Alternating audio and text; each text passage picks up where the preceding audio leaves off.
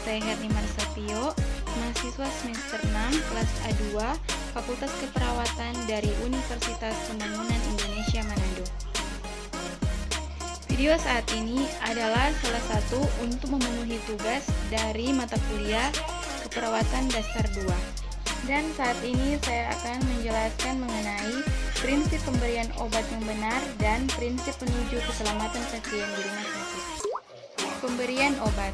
Pemberian obat kepada pasien terdapat beberapa cara, yaitu melalui rute oral, parenteral, rektal, vaginal, kulit, mata, telinga, dan hidung.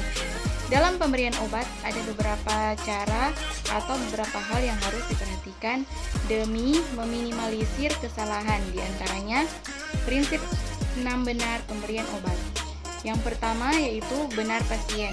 Sebelum pemberian obat, cek kembali identitas pasien. Yang kedua, benar obat. Sebelum pemberian obat kepada pasien, label pada botol atau kemasan harus diperiksa minimal. Yang ketiga, benar dosis. Sebelum memberikan obat, perawat harus memeriksa dosis obat dengan hati-hati dan teliti. Jika ragu, perawat harus berkonsultasi dengan dokter atau apoteker sebelum dilanjutkan kepada pasien.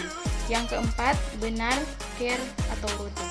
Ada banyak rute atau cara dalam memberikan obat. Perawat harus teliti dan berhati-hati agar tidak terjadi kesalahan pemberian obat.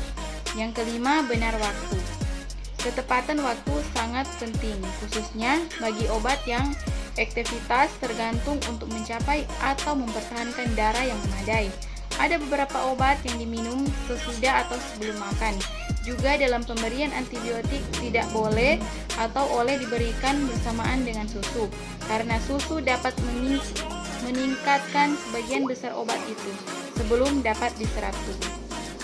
Dan yang keenam adalah benar dokumentasi. Setelah obat diberikan, kita harus mendokumentasikan dosis, rute, waktu, dan oleh siapa obat itu diberikan. Dan jika pasien menolak pemberian obat, maka harus didokumentasikan juga alasan pasien menolak pemberian obat. Tujuan pemberian obat. Pemberian obat adalah obat sesuai dengan prosedur agar mendapatkan efek obat yang diinginkan dan bisa memberikan efek penyembuhan terhadap suatu penyakit ataupun keluhan yang dirasakan oleh seseorang. Berikutnya adalah 7 standar keselamatan pasien. Yang pertama, hak pasien. Yang kedua, mendidik pasien dan keluarga. Yang ketiga, keselamatan pasien dan kesinambungan pelayanan. Yang keempat, penggunaan metode-metode peningkatan kinerja untuk melakukan evaluasi dan program peningkatan keselamatan pasien. Yang kelima, peran kepemimpinan dalam meningkatkan keselamatan pasien. Yang keenam, mendidik staf tentang keselamatan pasien. Dan yang ketujuh, komunikasi merupakan kunci bagi staf untuk mencapai keselamatan pasien.